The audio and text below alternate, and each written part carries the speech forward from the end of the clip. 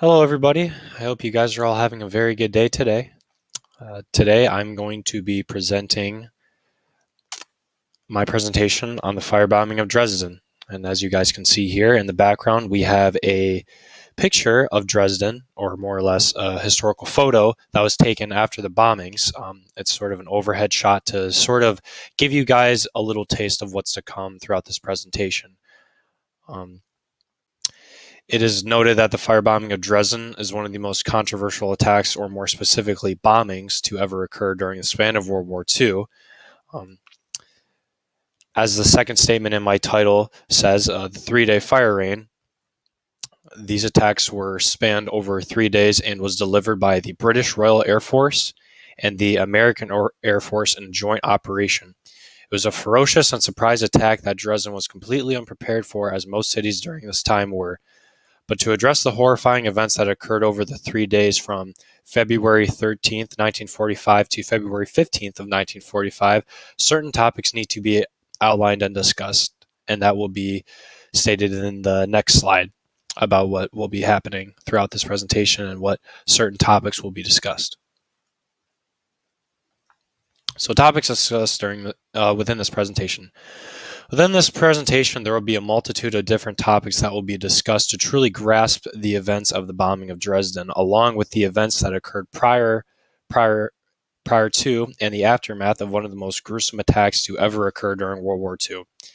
Within my presentation, we will be diving into 8 distinct topics, each with the subgenres that eventually lead up to the bombing itself, what exactly happened over the 3 days, and the aftermath of such, along with Dresden in present day, because it's not only about the bombings itself, but it also is very important to discuss and look at Dresden as a historical city and landmark today, because as we'll get into this presentation, the city was absolutely decimated from the bombings, and they somehow rebuilt, and it just shows human integrity and ingenuity and what lengths people will go to preserve their homes even when everything is destroyed. So moving on, the topics that will be discussed in this presentation include events before the firebombing of Dresden and how they contributed to the event as it occurred, like the Battle of the Bulge, the United States military involvement on D-Day, and other events that contributed to the planning and action of the bombing itself.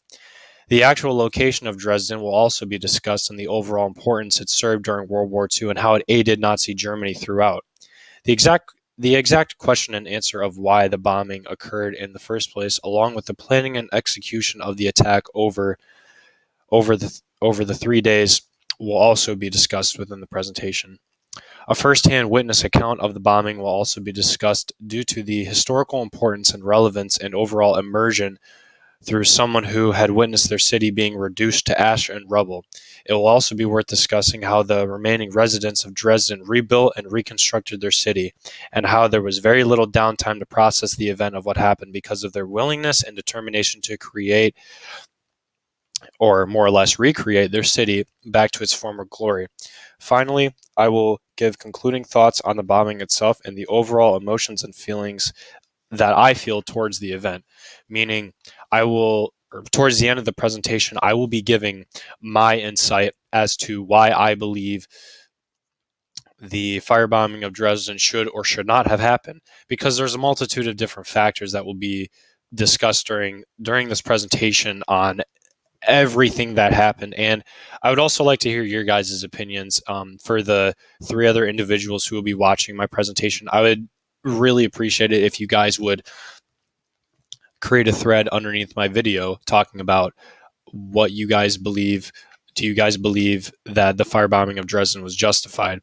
So some photos here for you guys. We have the British Royal Air Force logo during World War II. We have the aftermath of the bombings. As you can see, there are officers and there are people who are walking around the bodies of the deceased and the burnt. So very, very interesting.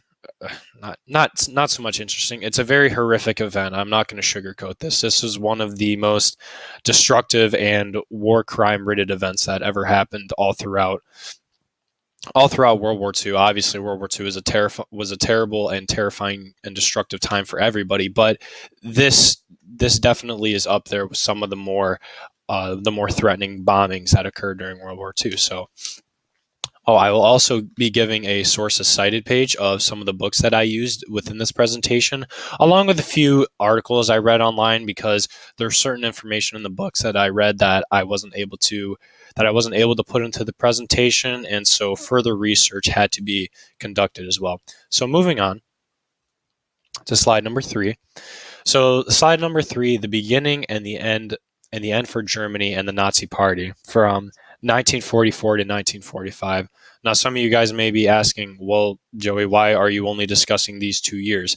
Well, as the title says, it's the beginning and the end for Germany because as we are all aware, World War II officially ended on September 2nd of 1945 when Minister Mamoru Shingemitsu and General Yoshijiro Umezu went aboard the USS Missouri in Tokyo Bay and signed their names under the Instrument of Surrender.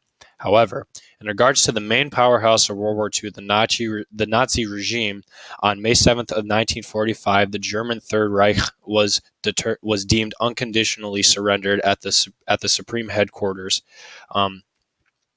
Excuse me, I'm gonna take a sip of water here quick. I might be doing that a few times throughout the presentation, just to let you guys know. But anyway, Allied expeditionary force at Reims in northeastern France. That's where the Supreme headquarters was. So it was in the northeastern France. There was a multitude of different factors that went into Germany's surrendering during this time. Not only was it because of the firebombing of Dresden, which played a major role in their surrender, because it took advantage of the Nazi Empire and essentially their dwindling morality, the lessening of their defenses, and overall the destruction of Germany at this time as they were moving closer and closer inland to the German capital. But other events in the year of 1944 played a major role in the eventual end of the Nazi Empire and World War II that led up to the firebombing of Dresden. One of the more impactful events that occurred during 1944 was on November 25th when SS Chief Heinrich Himmler of the Nazi Party, with his military, marched into Auschwitz and destroyed the camp entirely, causing a devastating blow to the German Empire, but a massive victory for the Jewish people, and also sparked the beginning and the end of the Holocaust. So essentially what happened here was, what was his name? Heinrich Himmler. He had to march into Auschwitz and essentially let all the Jewish people free because those were his orders, and he had to. And like I said, this was an extremely massive victory for the Jewish people, as this marked some of the ending days of the Holocaust. So moving on. And the Holocaust itself also ended on May 8th of 1945. On December 16th, 1944, Germany launched an attack known as the Battle of the Bulge in the Ardennes Forest in Belgium and Luxembourg, with the main focus of the German Empire to cut off the British Army from the American forces, along with the supplies that they had been trading with each other with their recent alliance against the Nazi regime. The Battle of the Bulge was an extremely large loss for Germany due to the massive casualties they had suffered of nearly 100,000 soldiers and massive food shortages, supplies, ammunition, and other essential items that were used during this nearly month and a half long battle, which ended January 25th of 1945.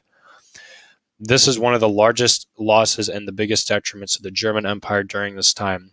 This event sparked the German armed forces morale. This event absolutely crippled the German armed forces morale, and as it became increasingly low as time went on, and once Hungary declared war on Germany on December 31st, 1944. This caused much disarray within the German Empire, and as of course some photos you guys can see here is Admiral Admiral Karl Donitz and General Alfred Jodl signing the Instrument of Surrender on May 7th, 1945. And this is the official date where Germany surrendered because they had suffered so much damage at this time. Hitler Hitler had killed himself not too long prior to this date as well. As you can see here, there's also a map of the Battle of the Bulge, which occurred from December 16th, 1944 to January 25th of 1945. Here is also an official document of the Instrument of Surrender, that also marked the official end of World War II, and this was after the United States.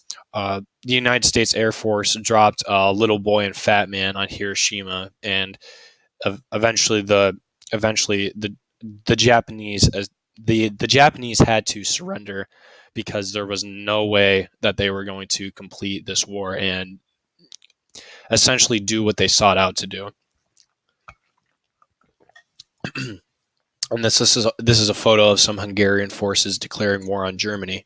So, just a little bit more background information for you guys that also marked the beginning and the end for Germany of these 2 months, or not these 2 months, these 2 years, because these 2 years were extremely crucial for the war because it essentially gave the Allies hope and integrity and some semblance for the future of tomorrow that allowed them to believe maybe we can win against the Nazis, and we just might. So, moving on. So now we're going to be shifting over from the German side to the British victories that occurred from 1939 to 1945. And you guys may also be asking, why are you talking about 1939 to 1945? That's a 6-year difference from what was previously mentioned. Well, I'll be getting to that. So if you guys can just kind of hang with me for a minute. So Britain's overall influence in the duration of World War II and the grudge match between the British and Germany was everlasting and had a very significant impact on the tide of the war, and it also represented how the British armed forces never gave up, even in the face of great uncertainty and potential doubt. Due to their unyielding spirit and overall influence to win the war and fight the battle for good, it paved the way for one of the longest battles in all of World War II that truly highlighted what a powerhouse Britain was in the sea. The Battle of the Atlantic lasted nearly 6 years and just missed the mark of the start of World War II by a mere 2 days. This battle began on September 3rd of 1939 and that was the day it was officially marked as the beginning of it. This battle began on September 3rd of 1939 and was officially concluded on May 8th of 1945. Now, one may be thinking, why was the Atlantic so important during this time?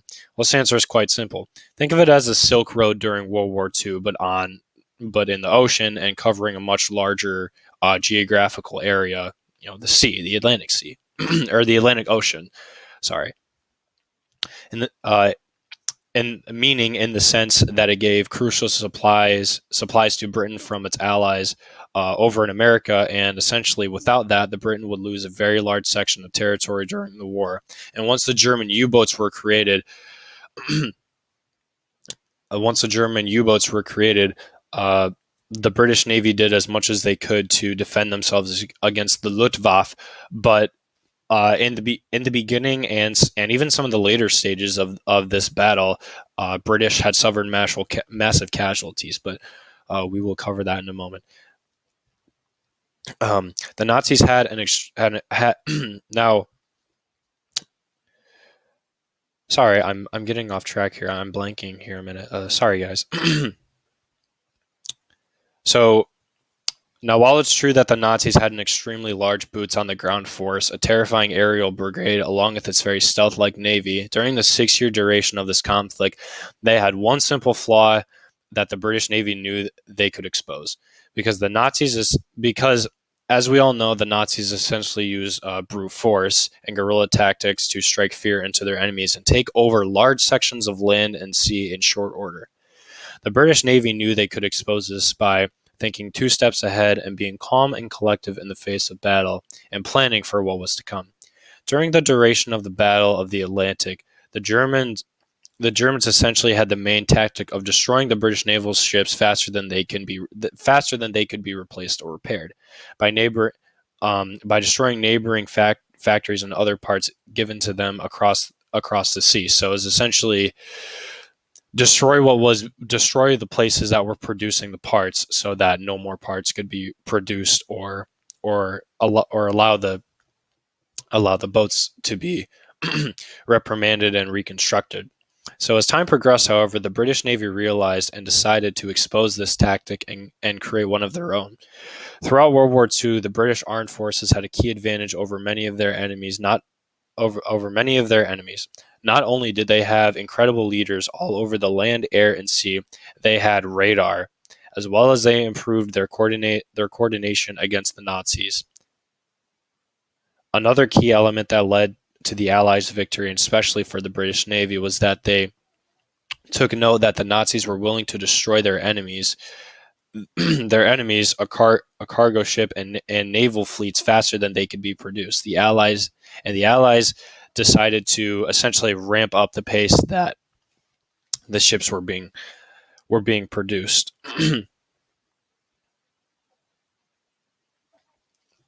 So, finally, with the use of radar, the overall intention of the use of radar, essentially by the use of the British Navy, was that they could detect German submarines and plan around the stealth attacks. The German U-boats were very stealth-like at this time, and obviously this was a very large advantage. So all in all, the battle on the sea concluded with over 3,500 merchant ships, 175 ships, and over 175 fleet ships and over 700 U-boats sunk and destroyed on the German side, including very crucial ships such as the Bismarck, the Scharnhorst, the Genesue, and the Tripits. In regard to the British Navy, however, over 5,000 war and naval ships were sunk and a whopping 6,500 merchant ships carrying precious cargo for replacement parts to speed up the repair process were sunk as well.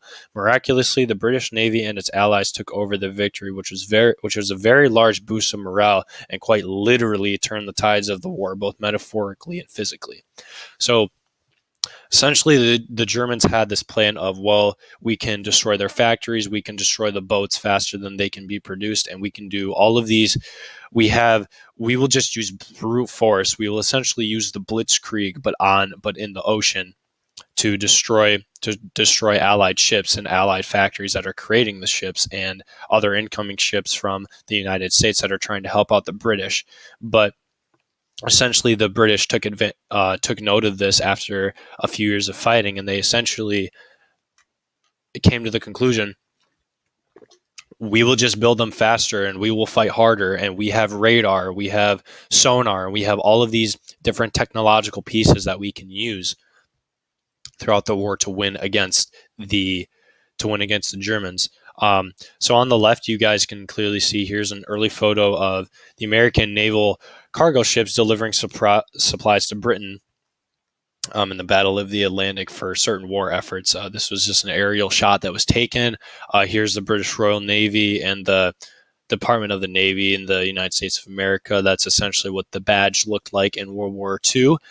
Also, the graph on the right highlights around 1941. The Kriegsmarine started to significantly, the Kriegsmarine being the German Navy, started to significantly lose more ships and cargo than could be replaced. This mainly stems from the American and British allies using radar, sonar, and producing more ships with replacement parts and as fast as they could, and making as much haste as possible.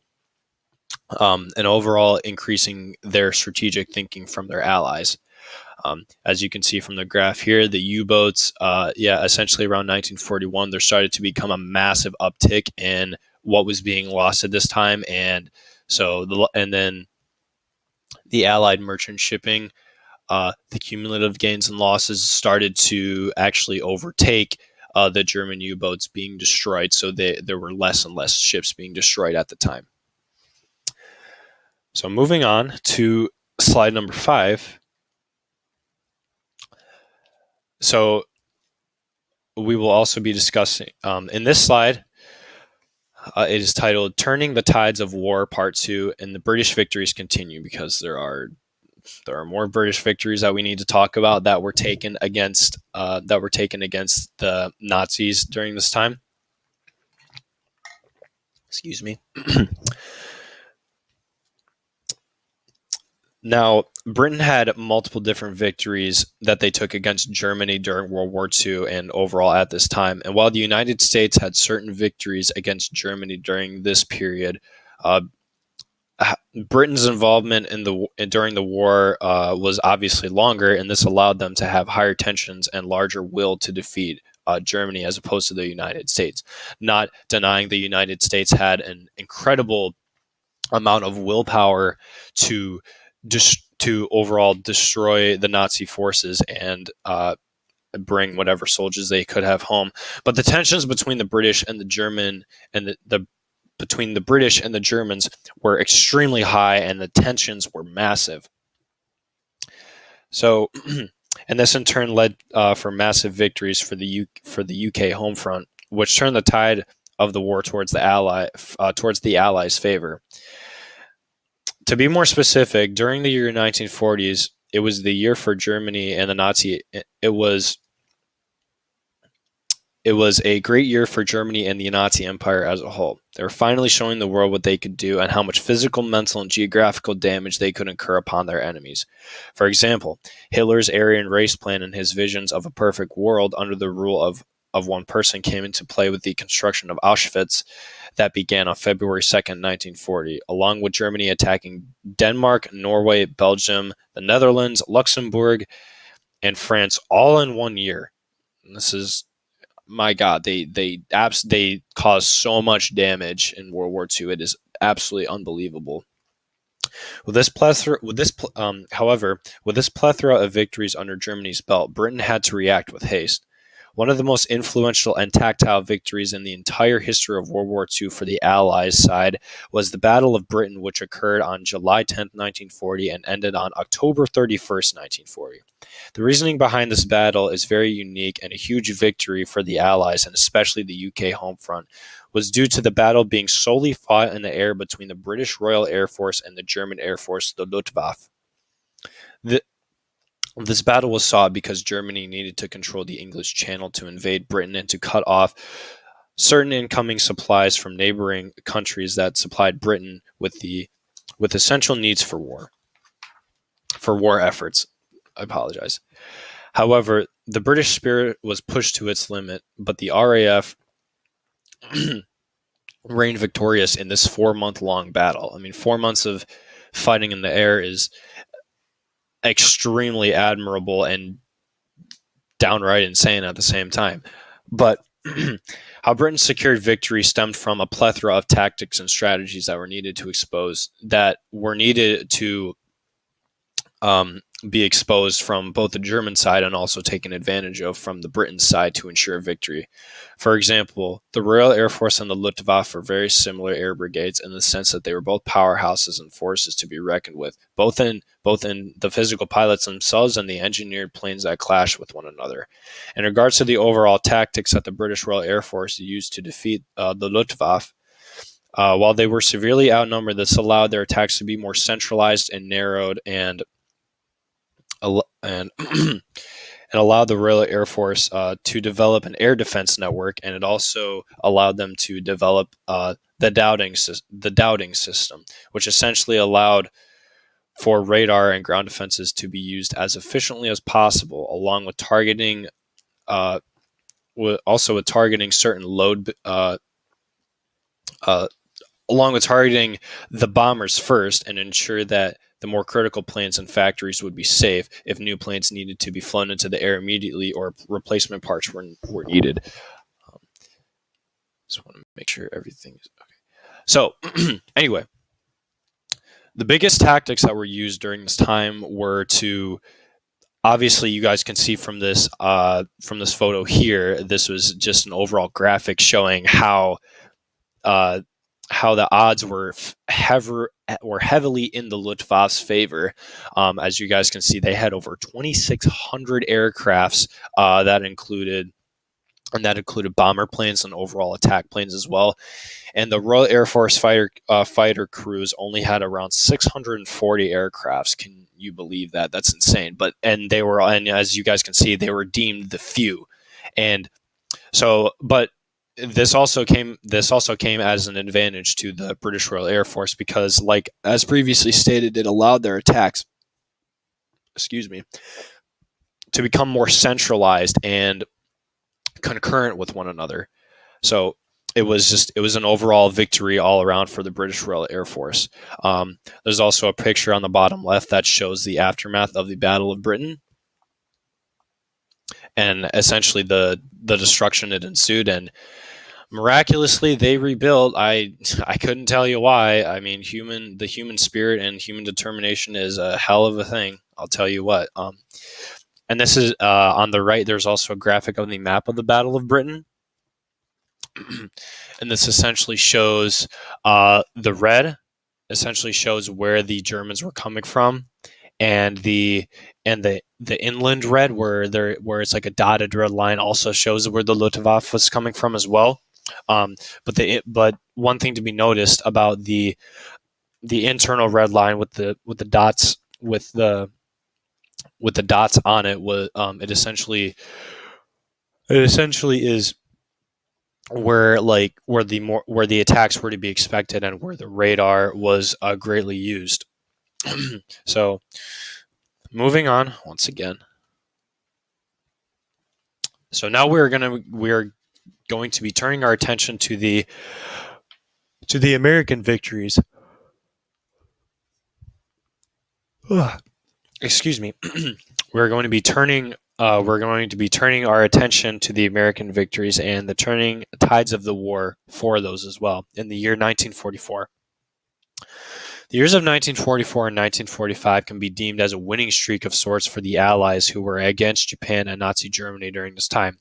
America is no exception to this because during this period, our involvement in the war gradually increased, especially after the bombing of Pearl Harbor. This lit a fire within the American armed forces of all sorts to understand what we were up against and to act accordingly. However, because this presentation is solely focused on the firebombing of Dresden, it is important to discuss the major victories the United States had against Germany, and obviously one of them was the firebombing of Dresden because it was a joint operation, but we will get into that later on. However, the victories that led up to the firebombing of Dresden are also noteworthy because they allowed the German Empire to see that the Americans were not going to back down, or is equally strategically intelligent at the top as the top commanders in Germany. It essentially showed that the Americans were not going to back down. One of the most notable victories in all of World War II history includes the Battle of Normandy, which occurred in France on June 6, 1944, and lasted until August 23, 1944. The main participants in one of the deadliest battles in all of World War II mainly included troops from the United Kingdom and from the United States, the UK, and Canada. Approximately 83,000 soldiers combined, along with 73,000 American troops as well. And the main objective of this invasion was to essentially take back a section of France that was a necessity for the German Empire because it allowed them to cover a large section of land that they had wished to conquer for a long period of time. And by taking it back, it would force the German soldiers to retreat inward towards Central Europe. This is a very risky operation in its own right because it was deemed Operation Overlord, which was created by General Eisenhower, essentially attacking. Well, actually, it was not created by. It wasn't. There's a lot of controversy behind that statement. It wasn't essentially created by General Eisenhower. He essentially oversaw it. But there is another man who we will be discussing later on in the presentation who essentially created the actual plan for Operation Overlord, and all of the differing and all the moving parts that came with it. Another large victory for the Americans against the Germans during World War II was the Battle of Aachen, which was an extremely challenging battle and capture for the Americans because the city in particular was home to the Siegfried Line, and this was the main defense network of Germany's western border, and it was a bit of a long shot for the Allies to capture the city as well. But the Americans came out victorious and ended with a German surrender. However, this battle caused the death ranges on the American side to suffer from between 7,000 and 8,000. There's not really a specific number, but this is more of speculation from the research that I did, or the research that I conducted.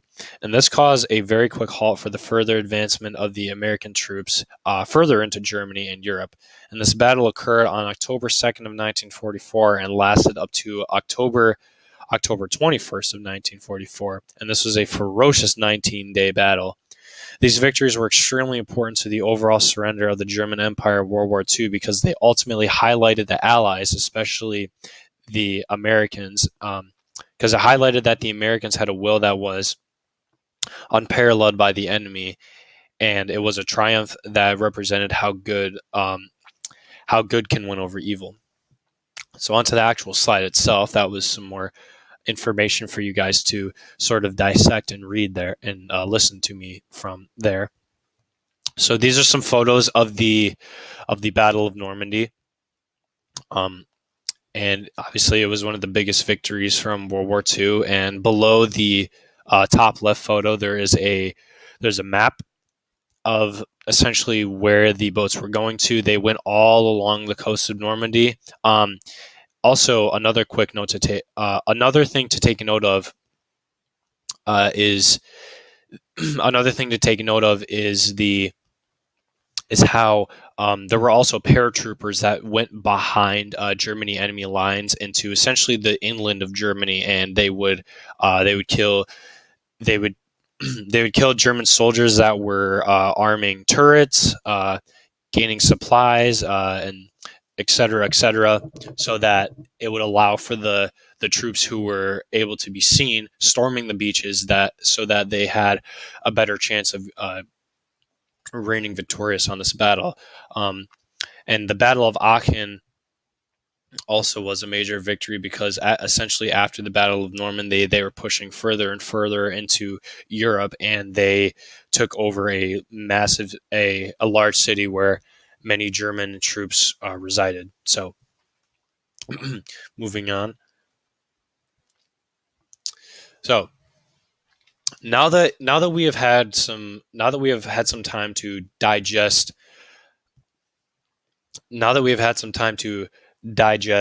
essentially,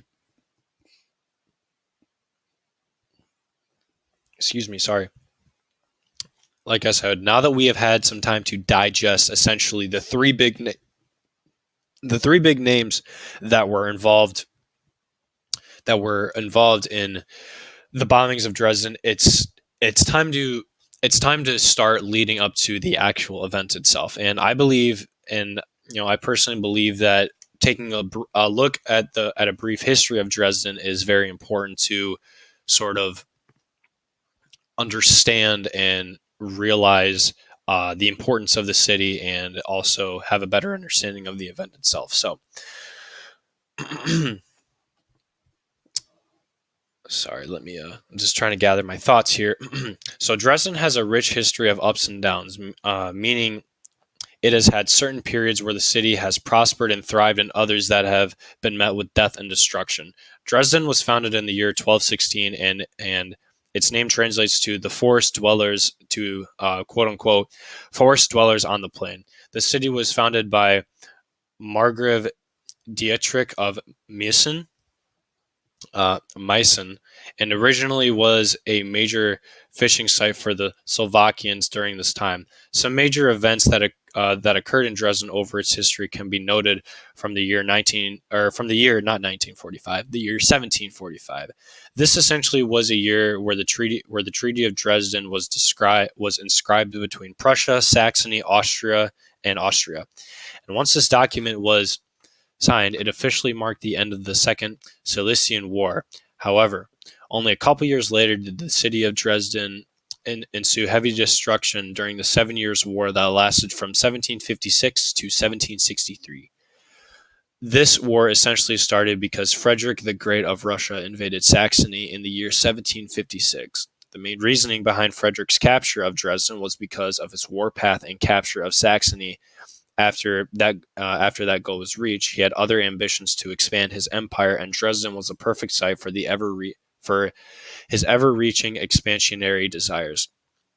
As ironic as this may sound, after the 7 Years' War and Dresden becoming involved in it involuntarily, they suffered massive losses both within the confines of the city and the physical city itself, meaning geographically and physically, which happened to the city again during World War II. So it's sort of ironic because Dresden has not had a good string of luck in history, as time will tell. So So the Prussian artillery carried out massive damages throughout Dresden, and it took the city nearly 60 years of harsh labor and rebuilding after the 7 Years' War to reinstate the city to its former glory. And during this time of rebuilding, Caspar David Frederick arrived in Dresden in 1798, and this allowed the city to become engulfed in early German Romanticism and prosperity, and literature prospered literature prospered and was stemming from the city. And Dresden is known for its historical value, both in this and World War II, and it also is home to some great philosophers and poets during this time. And now that the short history of Dresden has been established, the actual bombing itself will be discussed in the preceding slides, and what exactly happened in World War II to Dresden. Sorry, guys. I will try to speed this up. I just checked my timer, and I'm getting really close to the 40-minute mark. But I will do my very best. So, the significance of Dresden in World War II. This is also a topic that should be very well discussed because of its geographical location, what it stood for, and how essentially it helped aid Germany throughout the entirety of World War II. So, while the city of Dresden has not been treated very well by history and overall has been dealt a very bad hand of cards within history, it does not deny the fact that it was a very important location for Germany and its operations during World War II. Essentially, what I mean by this is that Dresden served as a major communication hub that aided the intelligence portion of the Nazis' armed forces in the sense to relay and decrypt incoming information that was communicated from radio station to radio station and from communication hub to communication hub from their enemies, in the hopes that it would allow the Nazis to gain an upper hand and have secret intelligence and hopefully allow them to prepare for upcoming attacks. Along with this, Dresden served as a large railroad network with many railroads carrying supplies for the mechanical engineering of tanks, planes, guns, etc., along with the supplies for soldiers that went towards war efforts. So while Dresden is most known for the bombing attacks that occurred, the city ensued in World War II. It served to aid Germany and the Nazi forces' efforts to expand supply and overall take the upper hand in regards to winning the war and further expanding their war efforts. So this is a map of Dresden that I found in one of my readings, and it's very hard to read, and I apologize for that. But this is essentially, as you guys can see, there's a a plethora of railroad networks that were going in and out of Dresden during the entirety of World War II, and it's just insane the amount of it's insane that the amount of imports and exports Dresden was having during this time. It was a very busy and bustling city. And the photo on the right also highlights uh, how Germany housed multiple different secret communication hubs that allowed the Germans to listen in and decrypt messages that would allow them to have secret intel, which aided in the preparation for attacks during World War II. Um, another thing to take note of that will also be mentioned later on down the road in this presentation was that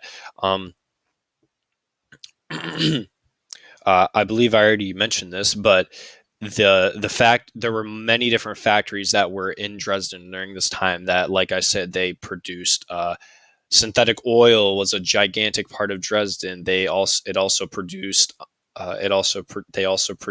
supplies for wars like gun, ammunitions, plane parts, tank parts, anything you can think of that could have been supplied in the war. Dresden was essentially the place to be and where to go because it was far away from from where a lot of the action was happening, and way it was it was way far east of like I said, where all the action was happening. So it was a very crucial city for Germany during this time.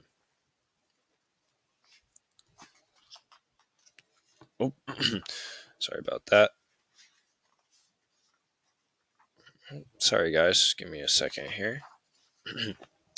Okay, so now moving on to the actual location of Dresden itself. This is also very important. Dresden is located in central East Germany in a valley on the river Elbe, I believe that's how you pronounce it, and is home to a population and is home to sorry, hold on a minute. It housed a population of over 600,000 before the bombings. During this time, it was deemed Germany's seventh largest city, and the actual geography of Dresden is one of the main reasons why it was such a high, why it was so highly used as a communication hub that housed multiple different communication houses, along with it being a manned transportation hubs where train cars would go through and out of Dresden to aid the Nazi regime in their war efforts.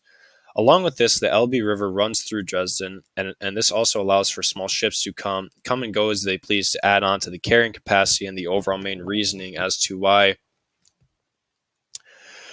it was extremely important for Germany during this time, meaning Dresden. Many historians believe that because of the location of Dresden, with the river flowing through it, the land is perfect for industrialization and creating large factories, houses, and churches, and it is a very good breeding ground for structures and people in general. It sparks conversation of did Dresden need to be bombed so heavily? And as mentioned in the beginning slides, this statement is up to anyone's discretion. Some believe that because of the location, geography, and the overall use of Dresden and how it furthered Hitler's attacks and plans, this statement is up to anyone's discretion.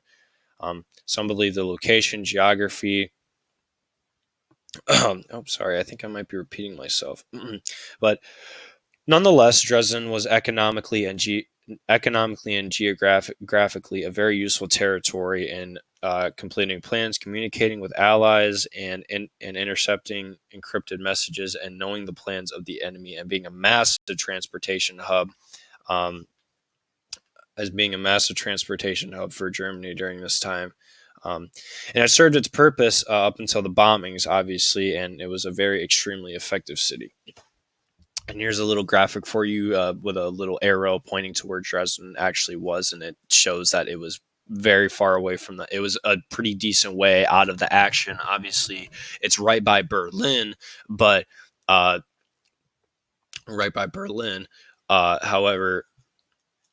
it was decently out of the way of the war. My goodness, we are at 45 minutes already. I will try to speed this up more. So Now we're going to look at why the firebombing of Dresden occurred, and there will be two separate parts to this. So this has been mentioned multiple times throughout the entirety of this presentation up to this point. The firebombing of Dresden was one of the most controversial air raid attacks that took place during World War II. Many historians believe that the bombings did not need to occur because Germany at this point was very troubled and they were on the path of losing, and the events before the firebombing of Dresden highlighted this fact, um, as previously mentioned. And believe other historians believe Dresden was such believe that because Dresden was such a highly valued city in Germany, meaning it was everything that was previously mentioned. It was a large transportation hub, housed multiple different communication centers, and historians on this side of the spectrum believe that it was necessary for the further crippling of the Nazis' intentions and further attacks. But this begs the question of why the bombings exactly occurred in the first place and why the Allies believed the bombings of the city were necessary for victory in defeating the German Empire. Before the bombings of Dresden, it was mentioned earlier in the presentation of a culmination of events that occurred within Germany, Britain, and the United States, and how the events were so-called precursors to what was to come. On the American side, the massive death toll from both storming the beaches of Normandy and the battle to take over the city of Aachen in Germany resulted in a death toll of over 140,000 in those two battles alone, which, as you can imagine, fueled the American rage, not only one that gave us a sense of revenge, but a strategic planning of revenge and delivering a large blow that would cripple any further plans of the German Empire. On the British side, with the Battle of the Atlantic slowly coming to a close, and the major casualties that were suffered within that, both in men and losses of equipment, and this also led, and with these losses in mind, this led to a common enemy of both the British and the American, and they needed to formulate a plot to carry out in hopes of salvaging a victory that was essentially lost in the fog. With all of this information previously in mind, answering the question of why exactly the bombings occurred has many different parts to it, but it can be boiled down to two concrete reasons. The first and most rational reason behind the bombings and joint operation that occurred on this fateful day are that both the Americans and the British armed forces wished to deliver a crushing blow to one of Germany's largest operational cities, which was an extremely large communication center, and had a lot of railroads and all of that good stuff. These bombings were deemed to be some of the most controversial in all of World War II, and rightfully so. Over 25,000 civilians died, but as history will tell, these bombings, the casualties that resulted in the deaths of these bombings could have potentially been more, over 100,000, in fact, because of all of the people that had not only died from the bombings, but everybody who fled underground from the bombings. And sorry, I've been going for a long time. I don't mean to slip on my words, but with all of that in mind, we are going to be moving on to part two. So,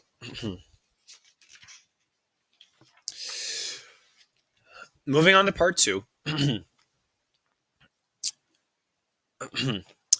So there will be many more reasons that will be discussed on why the firebombings exactly happened. So, while many historians believe that the firebombing of Dresden occurred for one specific reason, there is a combination of many different motivations that led to the firebombings.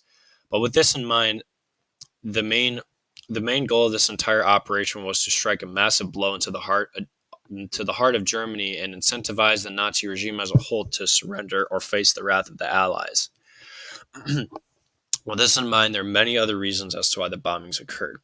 During the late months of 1944 to the early months of 1945 in Germany, and more specifically Dresden, the city not only housed large communication hubs, factories, railway systems that would import and export supplies to neighboring cities in Germany, it also housed over 150,000 refugees that were flooding in westward to dodge the Soviet forces. And they were from Germany, Prussia, and they were overall and they were innocent civilians trying to escape, the war in a place that they believed to be safe. Um, with this in mind, this also gave the United States. With this in mind, this also gave the United States and the British an advantage because this would essentially allow them to hit Germany where it hurts the most. And this is why this attack is so controversial. This also brings up the discussion of morality and was this bombing necessary because of how many refugees were injured and civilians were innocently murdered. This is where the controversy strikes. Another reason as to why the bombings occurred was while the Soviet Union and the Red Army were technically allies during the latter half of the Second World War, the United States and Britain were definitely on shaky ground with the Soviet Union, and this was made extremely clear.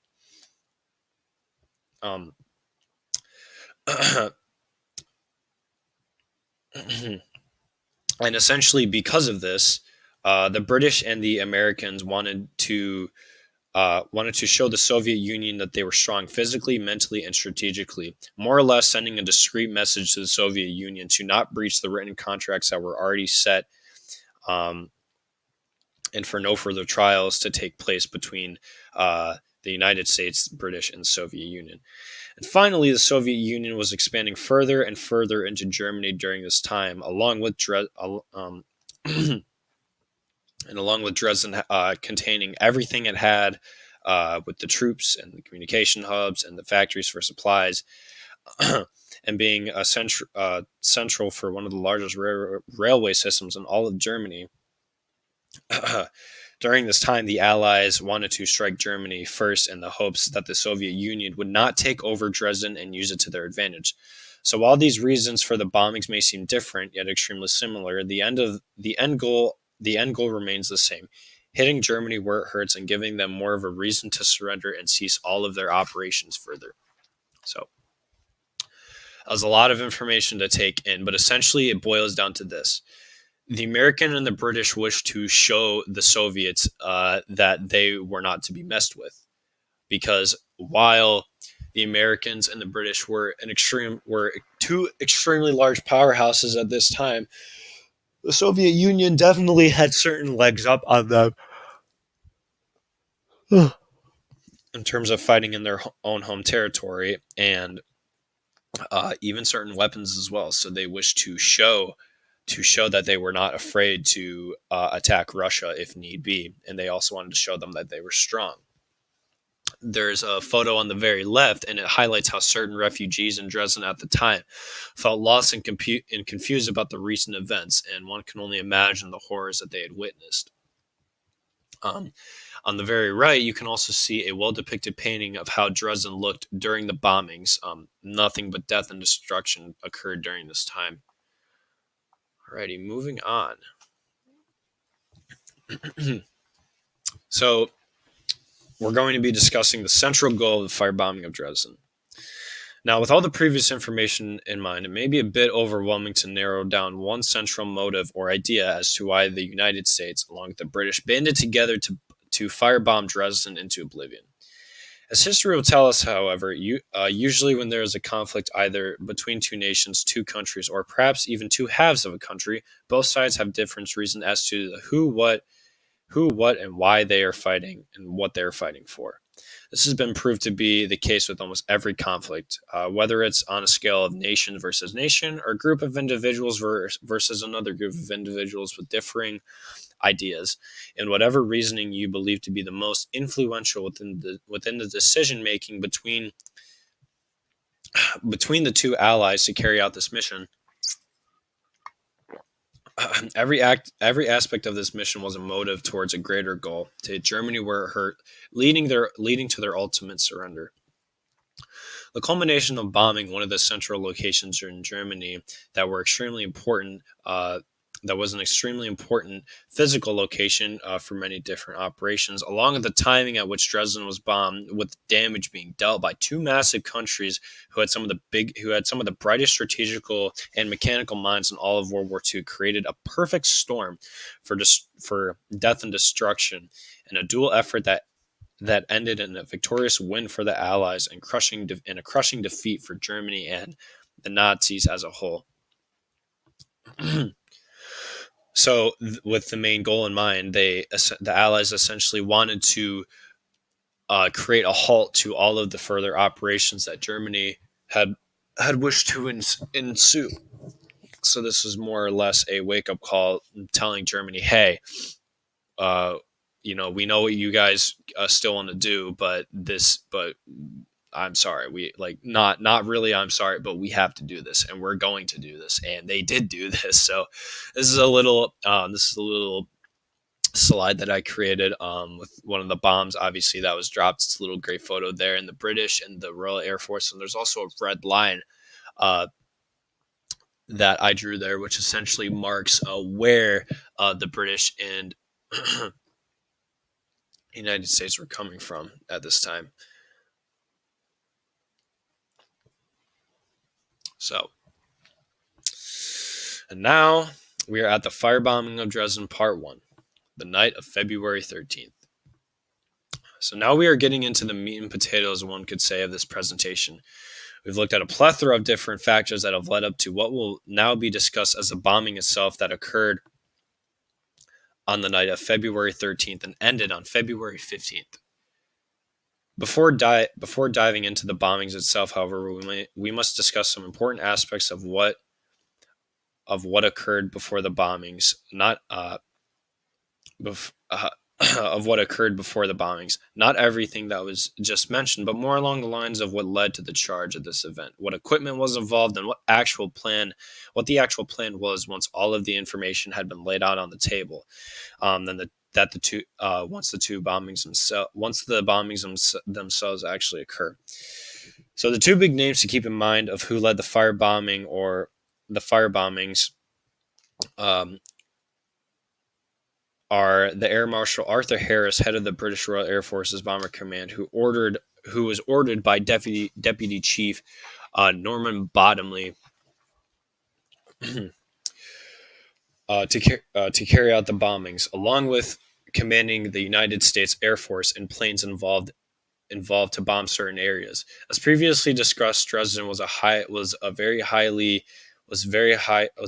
industrial site and a large civilian city. Therefore, it was deemed that the factories and manufacturing plants needed to be bombed first. The reasoning for this, and an example of this, was on the night of the first raid.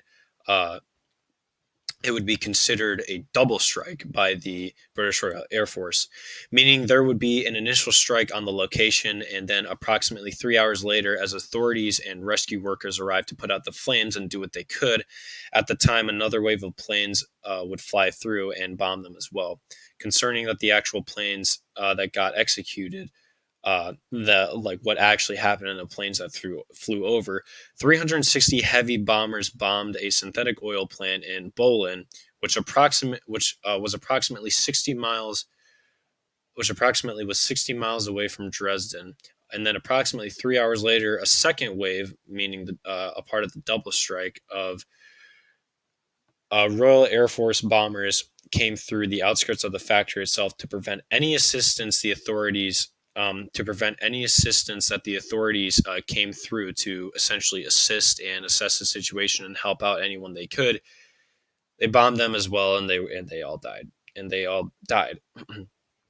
And on the same day, around 5:20 p.m., the first large-scale plan of the bombings itself occurred, meaning the Royal Air Force aircraft, or more specifically for this initial attack, a group of Pathfinders from the 83rd Command of the Bomber Squadron, would essentially pave a path for the British Lancaster aircraft to fly over and drop over 200,000 pounds of magnesium bombs on the city of Dresden. And the Pathfinders would essentially drop 1,000 pounds of target indicators or flares that would allow the bombers to have a central a definite location to where to drop the bombs. The first wave of bombers, named Plate Rock, quote unquote, was released onto Dresden and following very close behind the Pathfinders at approximately 11:13 p.m. While many of Dresden's residents were sleeping, a monsoon of bombs were dropped onto the city, and the Lancasters were commanded by one of the head Pathfinder pilots, Maurice Smith, who commanded the bombs to be dropped over in a less than 20-minute window. The Lancasters dropped approximately over 800 tons of bombs and damage to an area that was around 1.25 miles long and 1.75 miles wide. Approximately 3 hours later, a group of Lancaster aircrafts, along with another group of Pathfinder planes, decided it was a good idea to bomb one of the main train stations, along with a large park as well. The train station's name was this is very hard to pronounce, Hauptbahnhof. I believe I pronounced that right. And the park was the Grover Garten. The main objective here was to essentially expand the damaged area and cause more of it. All of this was occurred on the very first night, and the 2 days continuing from this night were both extremely devastating days for Dresden. Excuse me one moment. Sorry, I just have to move my computer.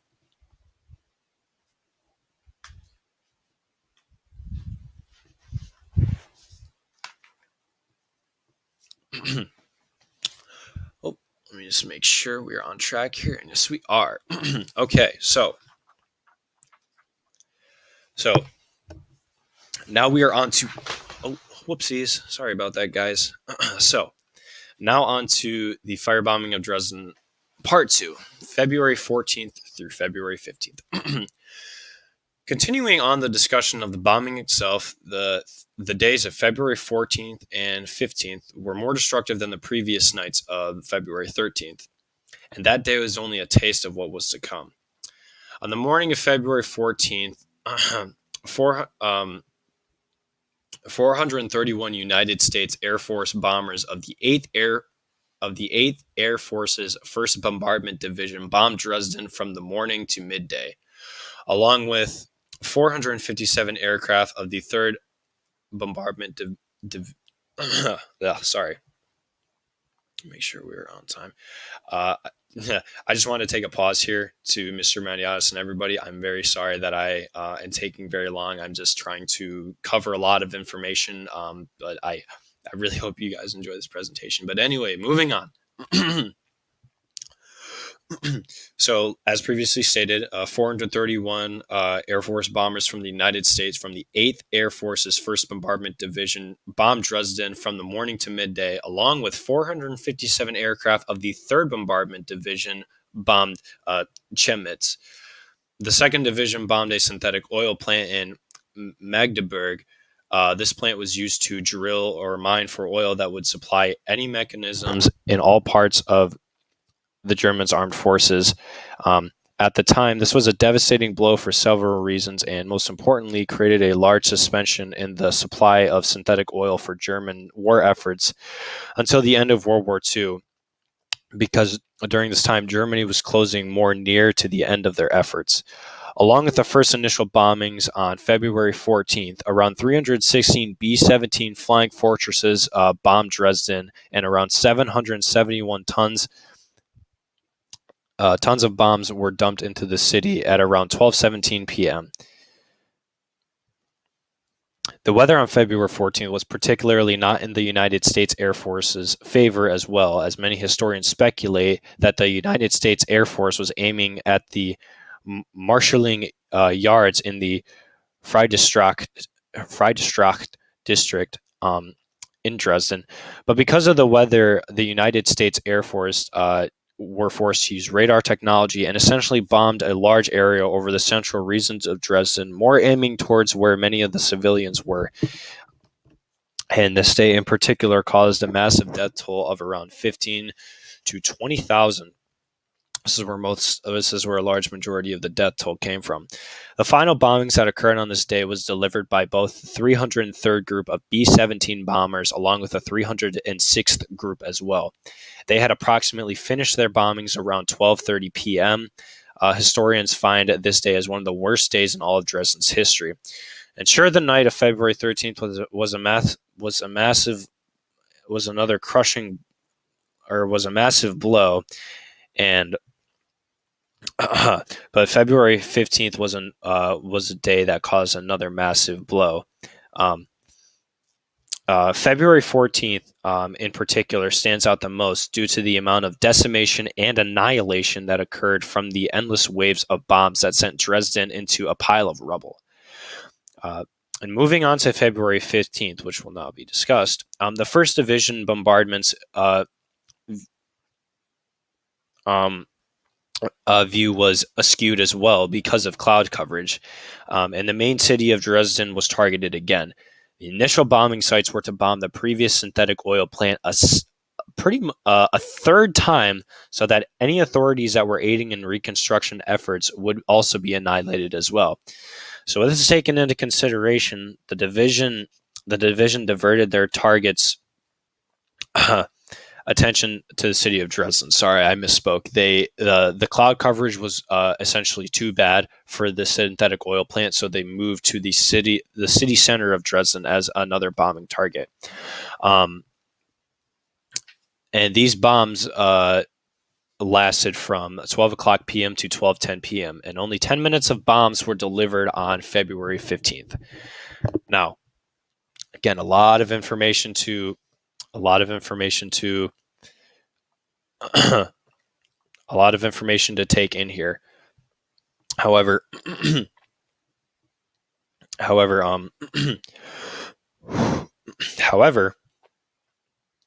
it's very important to note that these bombings were very strategically planned out, as in some of the photos here. Sorry, I'm getting a little lightheaded.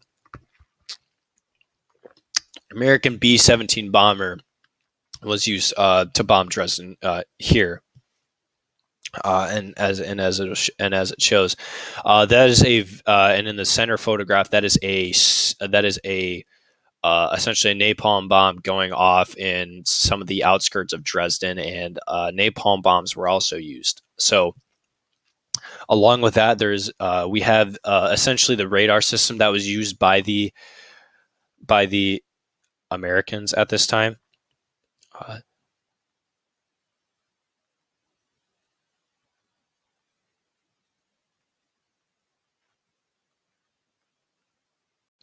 Sorry about that, everyone. Sorry for the lost train of thought. I was also taking a sip of water as well. So this also shows the H-2X radar system that was used by the American Air Force at this time, and it was used to locate where the locations of the bombings needed to occur in the overcast skies. So now we are nearing the end of the presentation, but before discussing the reconstruction of Dresden, essentially what the bombings effect had on Germany and the future plans, I would like to essentially pay homage to Lothar Metzger. He was a Dresden native who was born and lived in Dresden, and he also recalls the horror his mother, and his 3 sisters had witnessed during the days of the bombings that ensued, in what he calls Dresden, the burnt-out city. And I have his transcript in front of me, and I'm going to read it for you guys. It was February 13th, 1945. I lived with my mother and sisters in Dresden. I was looking forward to celebrating my 10th birthday on February 16th. My father, a carpenter, had been a soldier since 1939, and we got his last letter in August 1944. My mother was very sad to receive her letters back with the note, "not be found," quote unquote. We lived in a 3-room flat on the 4th floor in a working class region of our town. I remember celebrating Shrove Tuesday, February 13th, together with other children. The activities of the war in the East came nearer and nearer. Lots of soldiers went east and lots of refugees went west through our town or stayed there. also in the air raid night of February 13th and 14th. About 9:30, the alarm was given. We children knew that sound and got up and dressed quickly to hurry downstairs into our cellar, which we used as an air raid shelter. My older sister and I carried my baby twin sisters.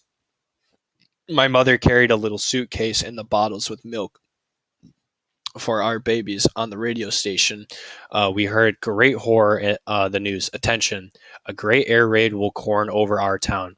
The news I will never forget. Some minutes later, we heard a horrible noise. The bombers. There were nonstop explosions. Our cellar was filled with fire and smoke and was damaged. The lights went out and wounded people shouted dreadfully.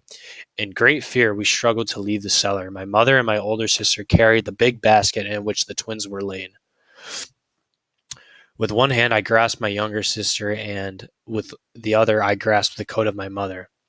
We did not recognize the street anymore. Fire, only fire wherever we looked. Our fourth floor did not exist anymore. The broken remains of our house were burning. On the streets there were burning vehicles and carts with refugees, peoples, horses, all of them screaming and shouting in fear of death. I saw her, women, children, old people searching a way through the ruins and flames. We fled into another cellar overcrowded with injured and distraught men and women and children shouting, crying, and praying. No light except some electric torches. And then suddenly the second raid began. The shelter was hit too, and so we fled through cellar after cellar. So many desperate people came in from the streets, but it is not possible to describe. Explosion after explosion. It was beyond belief, worse than the blackest nightmare. So many people were horribly burnt and injured. It became more and more difficult to breathe. It was dark, and all of us had tried to leave the cellar with inconceivable panic. Dead and dying people were trampled upon. Luggage was left or snatched up out of our hands by rescuers. The basket with our twins covered with wet clothes were snatched up out of my mother's hands and were pushed upstairs by the people behind us. We saw the burning street, the falling ruins, and the terrible firestorm. My mother covered us with wet blankets and coats she found in a water tub. We saw terrible things: cremated adults shrunk to the size of small children, pieces of arms and legs, dead people, whole families burnt to death. Burning people ran to and fro, burnt coaches filled with civilian refugees and dead rescuers and soldiers. Many were calling and looking for the children and families, and fire everywhere, everywhere, fire. And all the time, the hot wind of the firestorm threw people back into the burning houses and we're trying to escape from. I cannot forget these terrible details. I can never forget them. The basket with the twins had disappeared, and then suddenly my older sister vanished too. Although my mother looked for her immediately, it was in vain. The last hours of the night we found shelter in the cellar of a hospital nearby, surrounded by crying and dying people. And the next morning we looked for our sister. We looked for our sister and the twins, but without success. The house where we lived by was only a burning ruin. The house where our twins were left could not go in.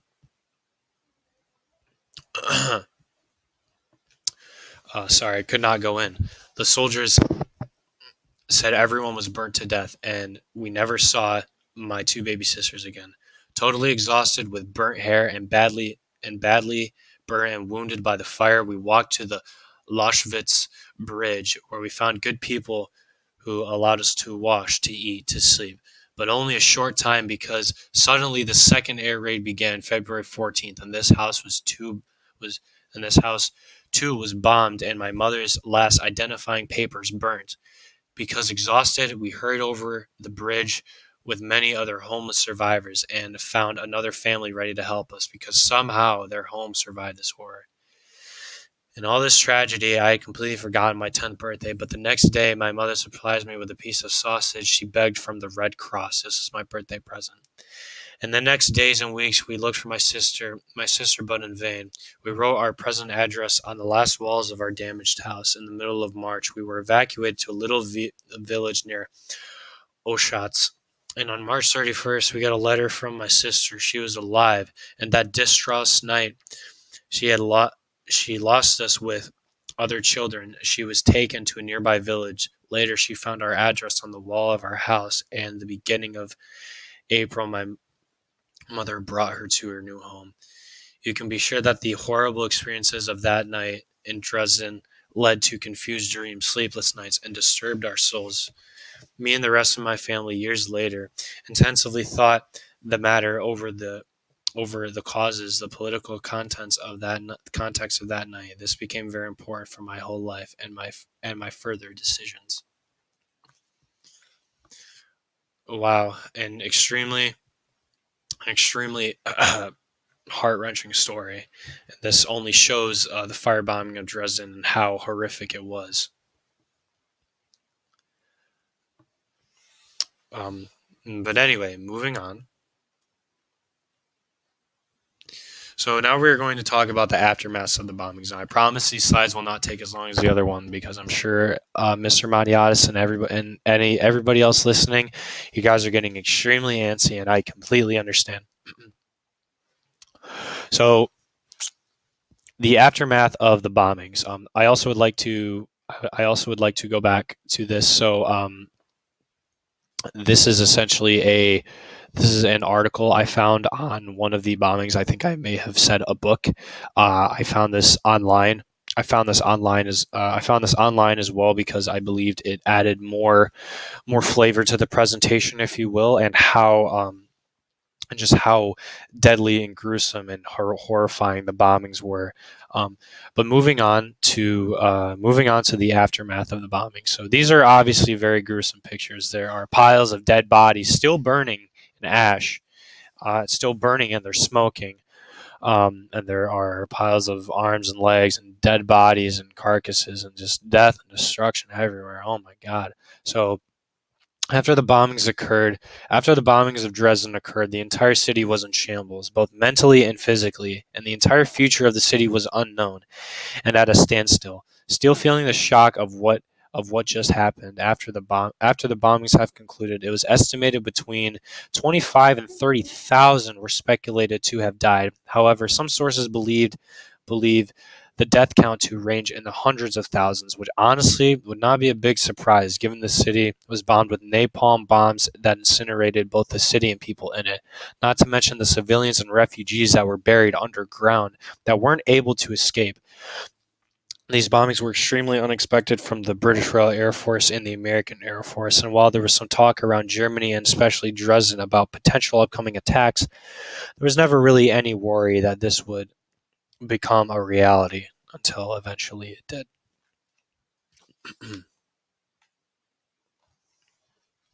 Oh, sorry about that. So now we are going to be talking about the reconstruction of Dresden. So after the bombing of Dresden had occurred, it took around 30 to 40 years of the entirety of the city to be rebuilt. No certain areas of the city did not suffer a great deal of damage as others. For example, Dresden's historic city center was rebuilt in a very efficient period, along with certain statues uh, and churches that did not endure a significant amount of damage from the bombings during this time. So this took a little bit of alleviation off of Germany and Dresden's shoulders. But taking a look at the destruction from a geographical and economical standpoint, over 90% of Dresden was destroyed and reduced to rubble or incinerated from the varying types of bombs that were dropped over the few days that the city was bombed.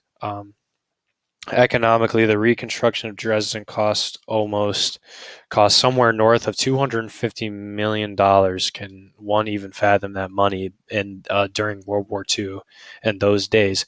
Um, and many of the donations were many of the a lot of the money came from donations and were set up from people all over the world to donate money towards the rebuilding of Dresden and other countries who are not financially stable after the war, and were able to receive those donations to help those who truly needed it.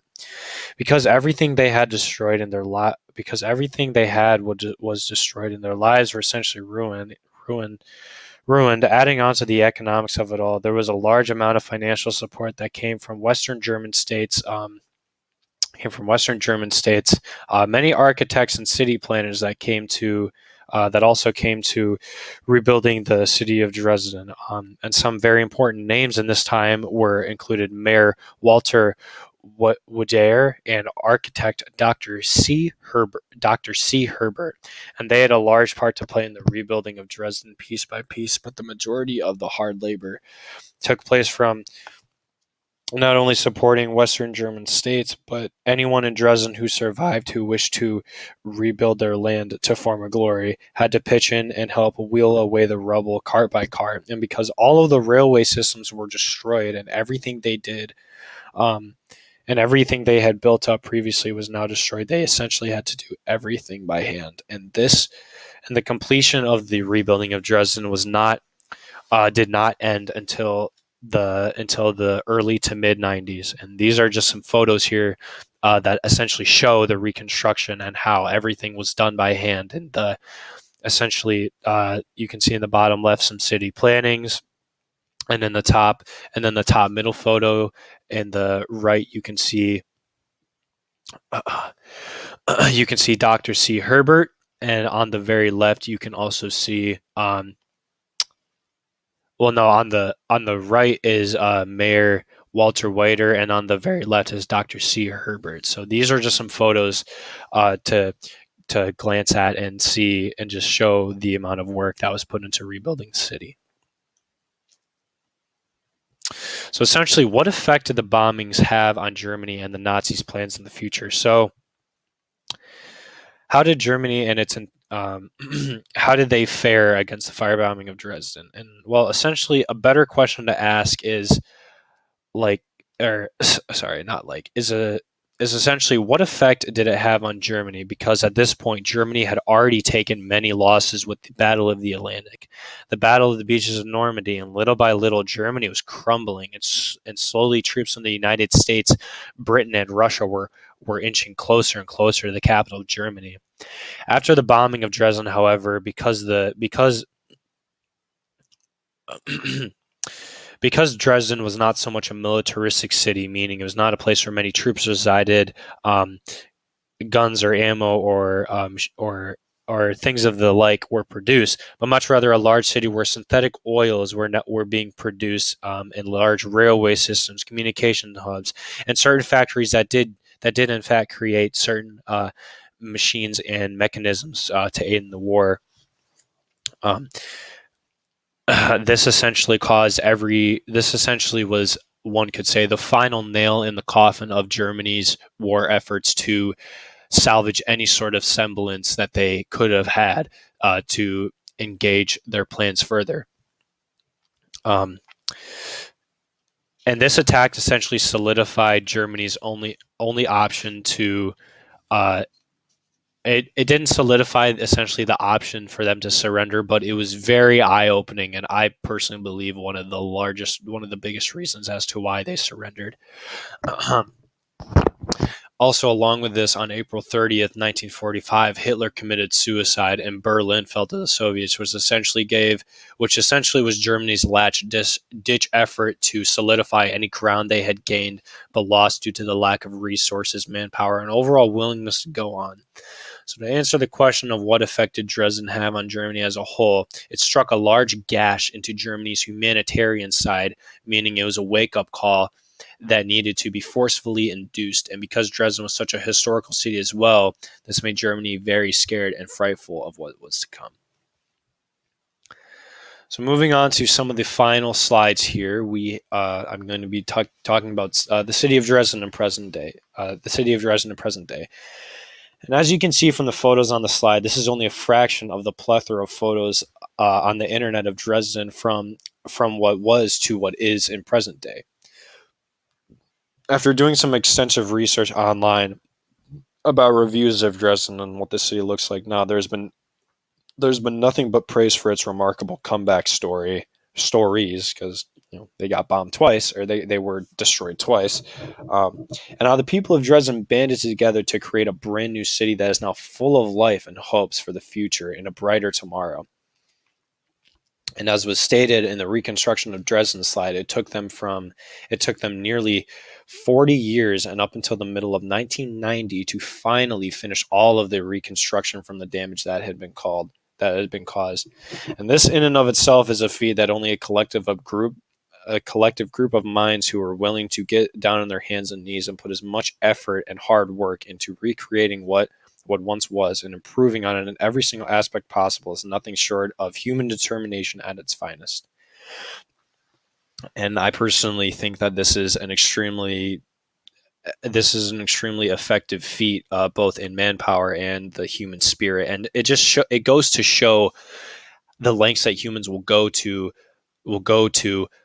ensure that they will be able to survive and relive and revive what they once had. So this this is the final slide of the presentation. I have sources which I'm going to talk about briefly, but this is where I would like to give my own thoughts and opinions on the firebombing of Dresden. And my God, we are at an hour and 25 minutes. I apologize so much. I hope I don't get docked points for that. But did the firebombing of Dresden need to happen, ladies and gentlemen? So this question is really up to anybody's discretion here. The question can be asked, do you believe the intentions of the United States and the British were good? Did the bombings really even need to happen? If history could repeat itself, could it have happened in a much more light manner where the entire city didn't need to be incinerated and blown up and everything else? So essentially asking, did it need to happen? In my personal opinion, I believe the firebombing of Dresden was justified because not only of the amount of damage Germany had caused during this time with the death tolls it caused from the American and the British side with the Battle of Normandy, the Jewish population that was being murdered at this time by the millions, Auschwitz, essentially taking the culmination of all of this together, I believe that it was justified in the sense that the intentions were good, but I don't agree with the amount of people that were killed and sacrificed at this time. I mean, historians speculate that the death range could be up into the hundreds of thousands, which is just insane, in my opinion. So I believe the bombings were justified, but I believe they were justified and the intentions of the British and the Americans were good. But did it need to happen? I don't necessarily believe so. I believe this happened as essentially a retaliation tactic and essentially to strike fear into Germany and telling them blatantly with as much death and destruction as possible, hey, you guys need to surrender. And if you guys essentially don't do that, we will continue to attack you until all of your leaders and commanders are dead and your country is reduced to rubble and ash once again. So did the bombings need to happen? I believe they were justified, but for them essentially happening, I don't quite agree with that entire stance. So but again, that is up to anyone's discretion here. But the amount of refugees that were killed, the amount of human children and men and women that were annihilated and incinerated during this time was just, I think it was outright oblivious, and I don't believe that needed to happen. But I believed it also stopped any semblance of what Germany could have done, essentially in terms of war efforts and supplies and communication and everything. It stopped that, and it brought it to a complete halt, which was essentially ripping the Band-Aid off or the final nail in the coffin of what Germany could have done. But we stopped that whole operation with, extreme efficiency and a lot of and thousands of tons of bombs. So here are some of the sources I used in the presentation. I would just like to go over these briefly. So obviously, I didn't have time to read every single book here because there were 4 different ones that I found at my local library. I didn't go to the Muskegon library because I tried to, but they really didn't have what I was looking for. But these are the 4 main novels that I used. starting out, we have the West Point History of World War II, Volume 1, and this essentially talks about the United States' involvement in, or not World War One, World War II, and this essentially states the United States' involvement in World War II how how we triumphed and how we sort of came and how we began in World War II. And this is where I got a lot of my photos from, and especially on the American side as well. We also have World War II: A Short History by Norman Stone, and this was just a novel briefly talking about not every single event that happened in World War II, but more or less the more important ones that led to. The rise of Hitler, the downfall of Germany and the Nazi Empire entirely, and how the Allies banded together in this one central goal of, hey, we need to defeat this guy or he's going to destroy and take over all of Europe and cause mass everything in the world and just create death and destruction and horrific plans that nobody wants to see carried out. We also have Hitlerland, a very enticing book title, I know. I was starstruck when I read that. It's the American Eyewitness to the Nazi Rise to Power by Andrew Nagorski. I read a decent chunk of this book. Actually, I thought it was very interesting to see the perspective from the American side into how they viewed Hitler, and it also discusses how the Germans viewed Hitler at the time, because as we all know, after World War One, the Treaty of Versailles and all that jazz, they were essentially looking for a leader to lead them, and because Hitler at the time did not sound like such a crazy voice of reason, they listened to him.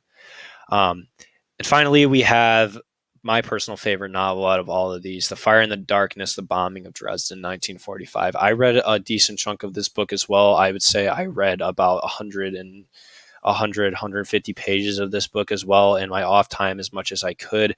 And this book is amazing. I mean, I definitely plan to continue reading it once this presentation is concluded, over my summer break, and once finals are completed as well. This book was amazing. I can't give it enough praise because it is so detailed and takes in all the different perspectives from Germany, the Americans, the Royal Air Force, and it takes all of the different perspectives and turns them into one, and essentially discusses why the bombings happened, did they need to happen, short stories from people, firsthand accounts, and everything. And it's amazing. I can't praise it enough. And here are also some cited sources that I used as well. There's those. So these are the books themselves that are cited, and these are also that some sources that I used in the presentation. They were photos / online articles as well. So that essentially wraps up the entirety of this presentation. I'm at an hour and a half now. I apologize to whoever has to watch my presentation. Thank you so much for dealing with me throughout this whole endeavor. And I hope you guys really enjoyed my presentation. And I will be talking to you guys very soon. And Mr. Maniatis, I hope you enjoy my presentation as well. And I hope you guys have a great rest of your day. I'm looking forward to reviewing the other slides of my peers. Thank you guys very much for listening. And I hope you guys have a great rest.